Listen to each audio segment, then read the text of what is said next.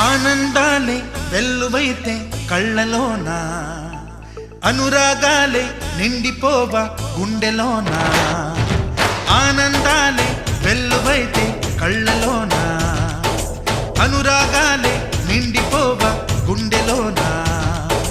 మమతల మాలలు తెచ్చి ఆ కలతలనే చెరిపేసి, ముంగిట ముగ్గులు పెట్టి గొప్పెమ్మల కొలువే చేసి, మనమంతా చేరి ఆడి పాడే వేళ సంక్రాంతి పండుగ చేద్దామా.